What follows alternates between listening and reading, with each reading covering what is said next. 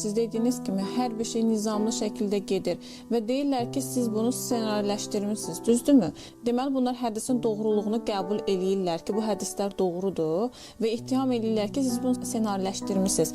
Bəs yaxşı, siz həqiqətən İmam Zaman ağanı gözləyirsinizsə, bu hədislərin doğru olduğunu gözləyirsinizsə, nə düşünürsünüz? Düşünürsünüz bu ssenariləşdirilmiş şey bir daha ssenariləşəcək. Siz bahanə axtarırlar, tapa bilmirlər. Yəni, bu düşüncələr həqiqətən də o insanlarda yaranırsa, o insanlar Allahı öz tərəzilərində çox yüngül bilirlər ki, Allah imamlar göndərdi, imamlar hədislər yazdı və insanları ayıltmaq üçün İmam Zamanın zuhur müjdəsini, istər qaimi, istər yamanini hədislərdə göstərdi və hər hansısa bir şər məxluq deyək də, yəni iblisin oyunu deyirlərsə, gəldi onu iblis ələ aldı və Allahın planını pozdu. Əslində onlar düşünürlər ki, iblis Allahın planını pozmaq